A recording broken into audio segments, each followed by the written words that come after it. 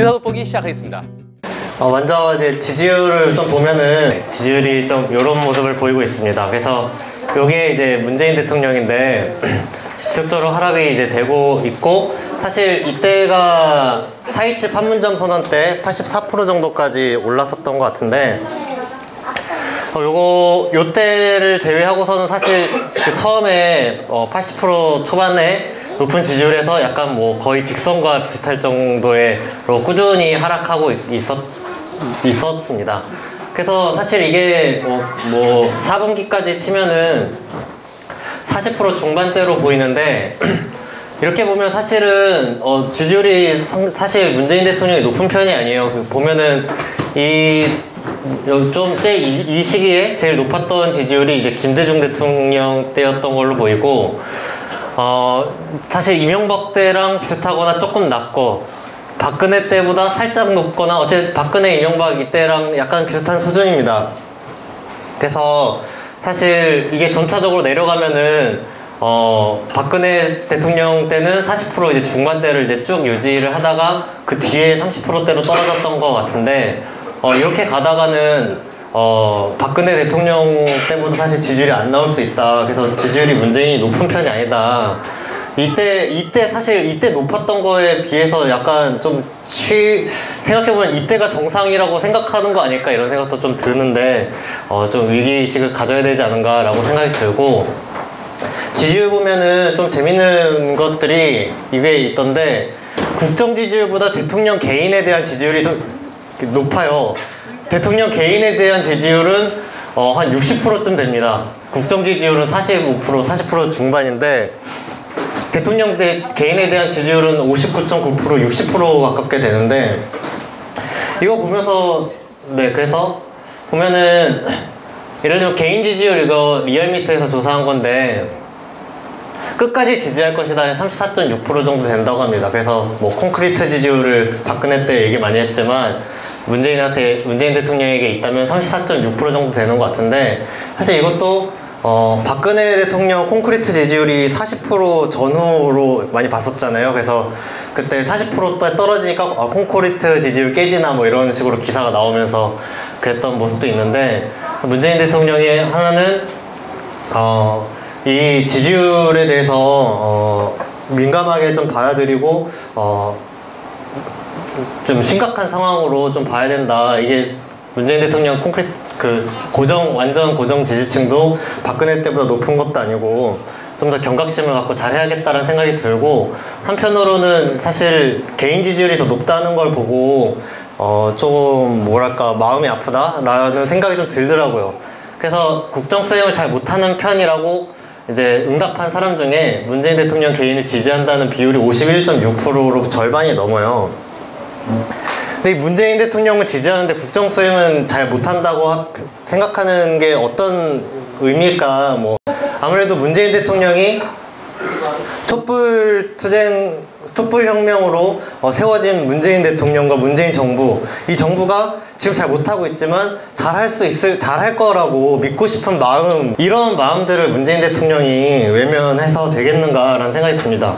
그래서 나온 것처럼 문재인 정부가 촛불을 들었던 시민들의 어떤 바람, 그리고 요구, 이런 것들을 잘 수행하면 60%대 지지율까지 나올 수 있는 거 아닌가. 그래서 이게 한편으로는 문재인 대통령에 대한 어떤 마음만과 한편으로는 이 문재인 대통령을 끝까지 믿고 싶어하는 국민들의 마음, 이런 것들이 저는 개인적으로 좀 아프게.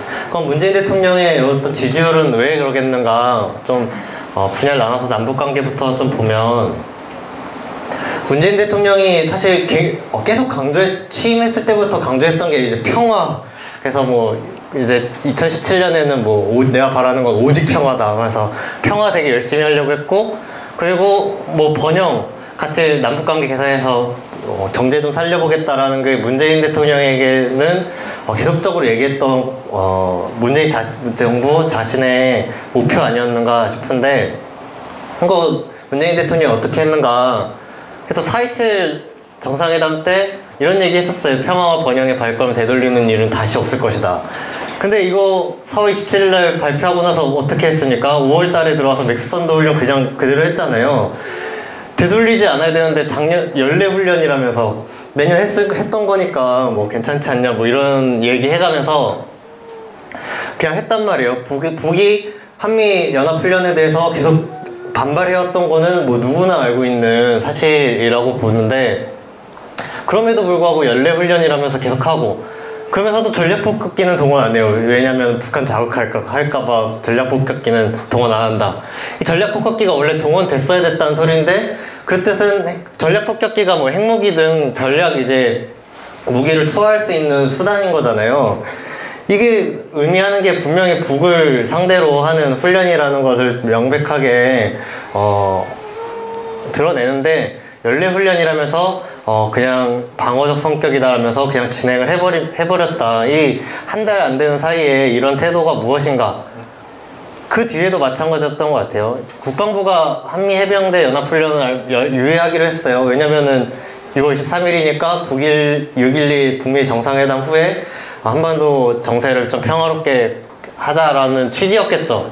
당연히 이것도 유예한 것 자체가 이 훈련이 북을 자극할 가능성이 있다거나 아니면 대북 적대적인 훈련이라는 것을 스스로 인지하고 있다라고 볼 수도 있는 것 같은데, 그에 이어서 9월 달에는 심지어 이제 평양 시민들 앞에서 연설까지 했어요.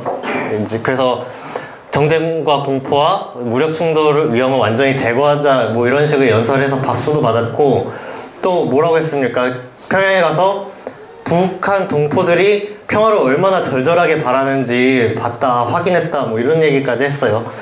그러고 나서 9월달 지나고 10월, 11월 들어서 이 훈련을 다시 이제 재개하게 되는 모습을 보이지 않았는가. 그래서 문재인 대통령이 계속 강조했던 거가 이제 평화였는데, 이 평화 부분에서 사실 문재인 대통령의 한계 무언가, 평화에 대해서 이야기는 했지만은 결국엔 한미합동 군사훈련을 계속적으로 반복하면서 대화 분위기를 깨고 북에 대한 적대 정책을 하고 그런 모습을 보이지 않았는가. 그래서 사실 뭐 한국 정부 입장에서도 미국이랑 같이 하는 거여서 뭐 눈치도 보이고 같이 해야 되는데 어쩌겠냐라고 하겠지만, 여기서 중요하게 봐야 될 것은 문재인 정부가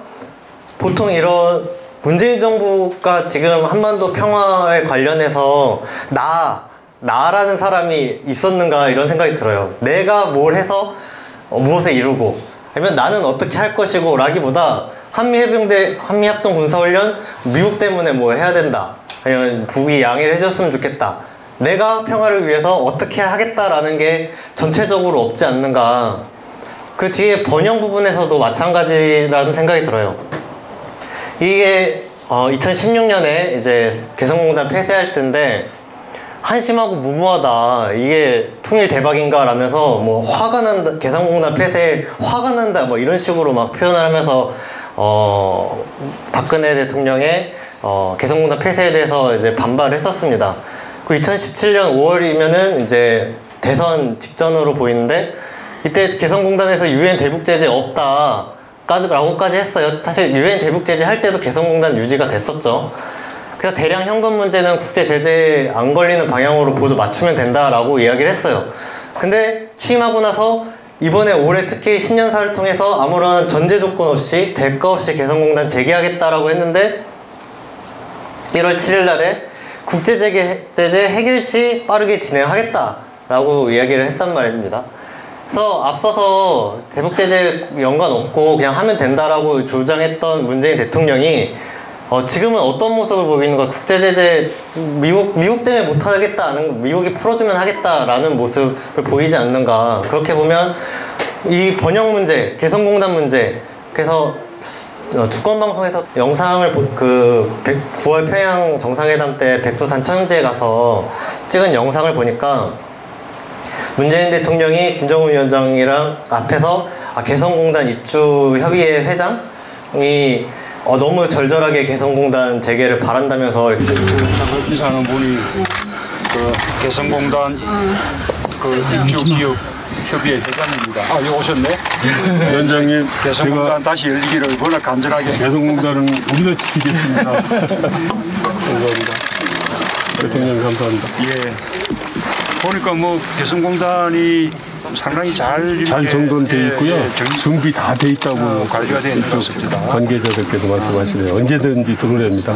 우리만 준비하면 되는 것 같아요. 네, 그렇습니다. 회장이 네 바로 언제든 재개할 수 있습니다 라는 취지 얘기를 했는데 백두산에서도 그렇게 이야기했던 문재인 대통령이 지금 여기서도 보면 그러면은 부의 대가 없이 하겠다라는 거는 대북 제재 피해서 할 방법을 논의해보자라고까지 그냥 얘기하는 게 부담되지 않을 텐데 대북 제재 때문이라고 해도 지금 뭐 북의 개성공단 재개 방안에 대해서 논의해보자라고 이야기하기보다도 국제제재 해결돼야지 할 수 있다라는 입장을 지금도 되풀이하고 있는 모습 보이고 있지 않은가. 그래서 문재인 정부가 지금 구체적으로 해결해 나가려고 하는 게 무엇인가라는 생각이 들어요. 그래서 작년 이맘때쯤이랑도 비교해도 북이 평창올림픽 참가 용이 있다고 했을 때 문재인 대통령이 하고 싶으니까 평창올림픽 때 북이 왔으면 좋겠으니까 좋다 하면서 막 하자고 했던 거 아닙니까? 그때랑 지금이랑 태도를 비교해도 확연히 차이가 나지 않는가. 이게 서울답방 때도 비슷했던 것 같아요. 서울답방 때도 전체적으로 문재인 정부가 우리가 어떻게 하겠다라는 태도가 안 보이는 부분이 김정은 위원장 서울답방이 18일 뭐 이런 보도가 나오니까 사실 아니라면서 북의 결단이 중요하다. 서울답방이 안 되고 있는 거는 북의 결단이 지금 안 내려졌기 때문이다. 북이 결정하면 할 수 있다라는 식의. 그런데 사실 청와대 입장에서 실제로 김정은 위원장이 서울답방이 미뤄진 이유가 무엇인가를 정확하게까지는 모르겠지만 한국에서의 서울답방을 앞당기기 위해서 사실 정부가 할 일이 없었는가라고 보면 그렇지 않은 것 같아요. 예를 들면 아까 앞서서 평화 문제는 한미해병대 연합훈련은 미국이 요구하니까 할 수가 없고 개성공단 제재는 국제제재 때문에 못하고 그러면 김정은 위원장이 서울답방 하면 그냥 뭐 구경하러 그냥 오는 게 아닌데 한국은 그러면 무슨 얘기를 하고 남북관계를 위해서 어떤 것들을 해결하고 서울답방을 실현하기 위해서 무엇을 할 것인가에 대해서 고민이 전혀 안 보이고 북의 결단이 중요하다. 북한 때문에 못했다. 뭐 이런 식으로 태도를 취하고 있지 않은가. 그래서 남북관계가 문재인 정부 지지율을 떠받치고 있는 주요 고리라고 하는 게 뭐 일반적인 이야기인데 이거에 대해서 사실상 문재인 정부가 주체적으로 자주적인 입장에서 했던 게 무엇인가 라는 생각이 듭니다. 또 한편으로는 적폐청산 이야기가 데려갈 텐데 이 정말 이 홍준표도 유튜브 하면서 하는데 이거 보면은 사실 이 적폐 세력들이 이렇게까지 지금 적반하장식으로 이제 국민의 이제 침판을 받고 정계에서 퇴출되다시피 하고 정당 지지율도 한참 10%대 전후로까지 떨어뜨려 놨는데 이 적폐 세력들이 지금 이렇게 준동하고 있는 걸 우리가 지금 보고 있어야 되나 이런 생각이 사실 들어요. 김성태도 뭐 적폐 청산 두고 정치보복 그만하라 그러고 김병준도 뭐 기무사 사람 이제 자살한 사건을 갖고 적폐청산하더니 사람 죽이냐 뭐 이런 식으로 나오고 있는데 이런 얘기를 지금 적폐청산에 대해서 왜 이런 얘기를 지금 우리가 들어야 되는가.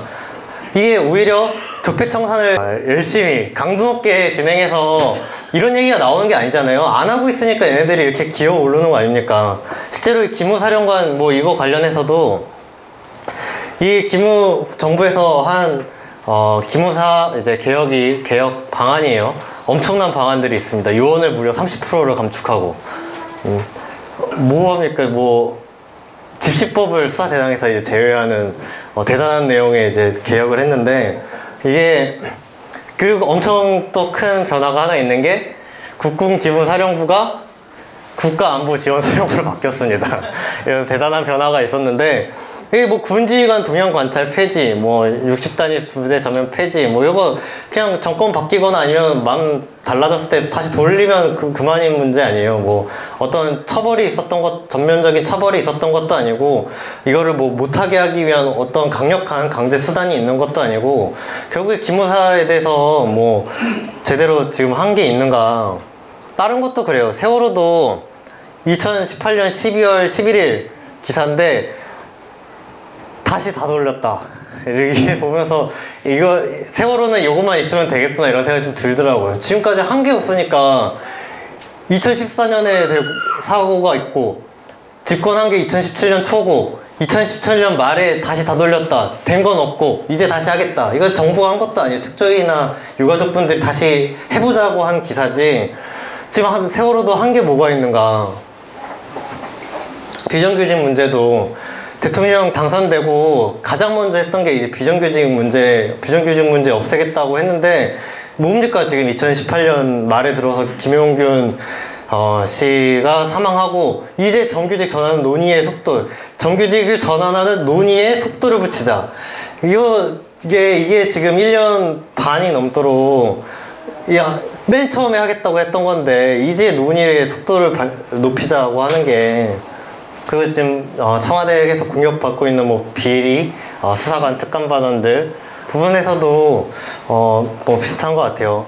이제 김태우 그 사람이 뭐 청와대가 지시 안 했다는 해명이 거짓말이고 윗선 지시 없이 내가 왜 하냐라고 했는데, 이 김태우가 청와대에서는 뭐 이명박 박근혜 때부터 일해왔던 사람이고 막 이렇게 얘기를 하는데, 그 사람들이 이 사람이 지금 1년 반 넘게 활동할 동안에 이 사람이 뭐 하고 있는지도 모르고 지금까지 계속 고용은 하고 있고 민간이 사찰했던 직원을 이런 태도를 지금 보이고 있고, 이게 적폐청산을 지금 제대로 하고 있는 모습인가 라고 했을 때 그렇지 않게 사실 보입니다. 세 번째로는 권력투쟁 부분인데, 권력투쟁이라는 거는 문재인 정부가 이렇게 적폐청산이나 한반도 평화와 번영, 통일을 위한 노력보다 권력투쟁을 일삼는 모습을 보였다. 그래서 뭐 청와대가 아까 얘기했던 김태우 씨 관련해서 왜 일방적인 주장만 보도하냐, 유감이다 라면서 막 법적 책임까지 했는데, 사실 이게 부메랑 같은 것과 부메랑 같아요. 이재명도 사실은 이런 비슷한 얘기 했죠. 왜 가짜뉴스 계속 하냐, 이거 책임져라. 왜 일방적인 주장만 보도하냐, 근거도 없는데, 이러면서 이재명이 그렇게 반발했었는데 너무 이제 같은 모습을 보이는 것 같아요. 이재명 같은 게 어땠습니까? 이재명에 대한 문제가 제기되고 있던 거가 이제 민주당 내 차기 대권 주자를 쳐내는 행동이다, 뭐 이런 거는 거의 공공연하게 뭐 한 인식이라고 볼 수 있는 것 같습니다.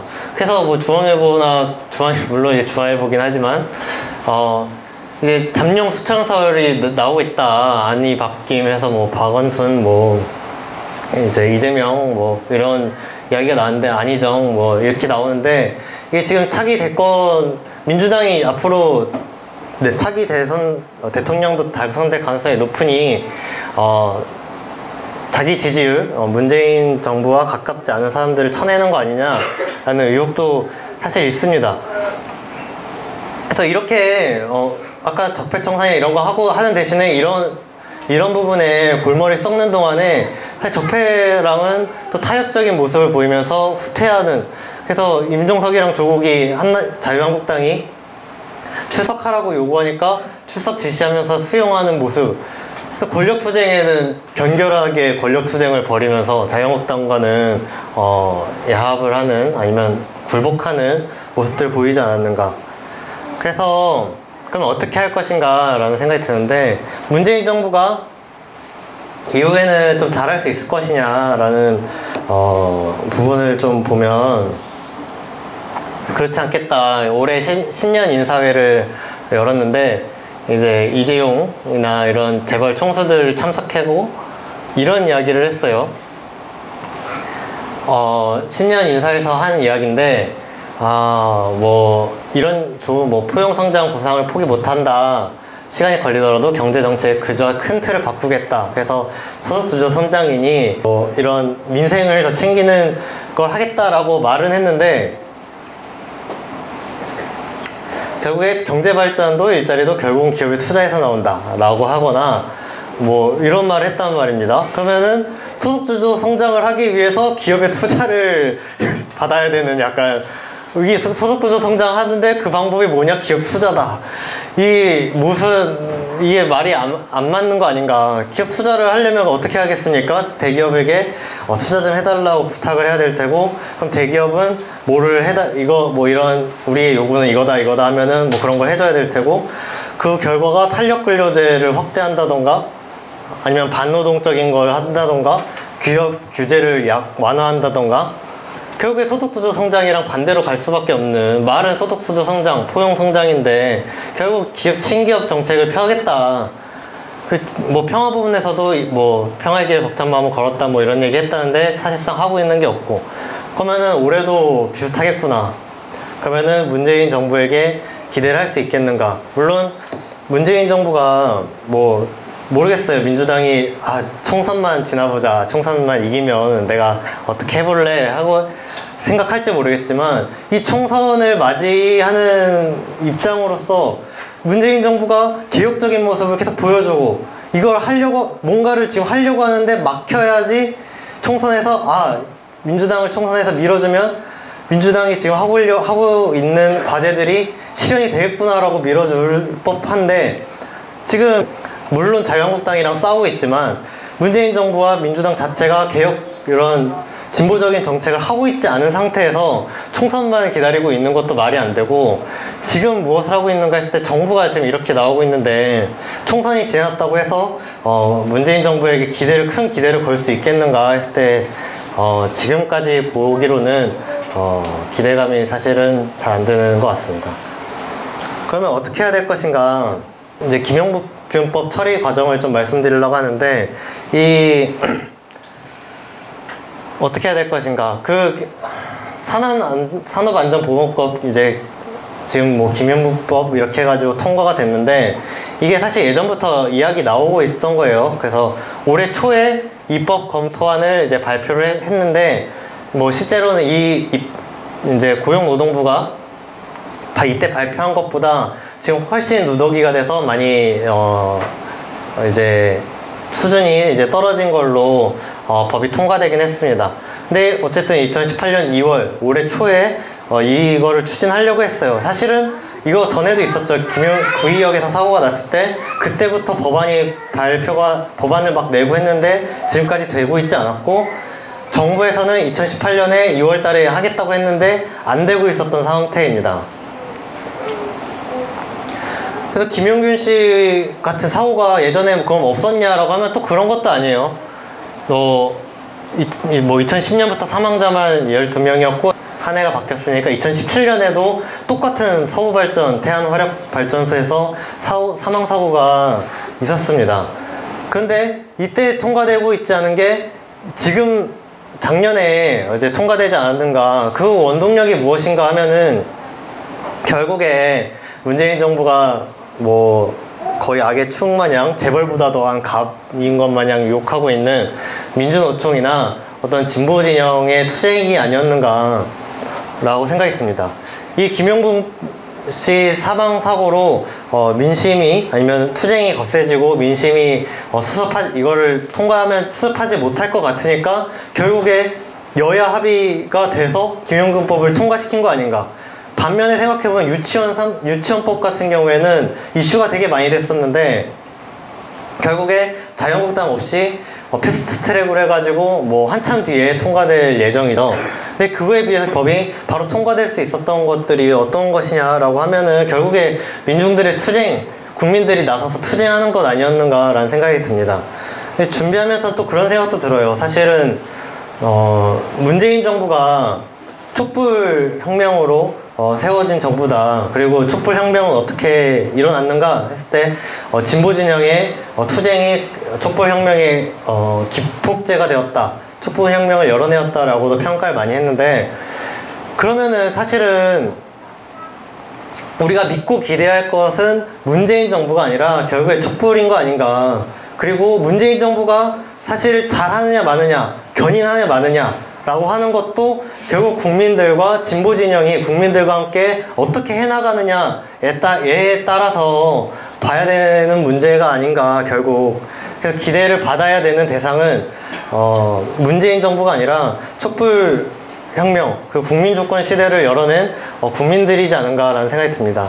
그래서 그만큼 진보 진영이 더더욱 잘 해내야 되는 요구가 절박하게 있지 않은가라는 생각이 들고 열심히 활동해 나갔으면 좋겠다라는 생각이 듭니다. 그러면은 이것으로 마치겠습니다. 감사합니다.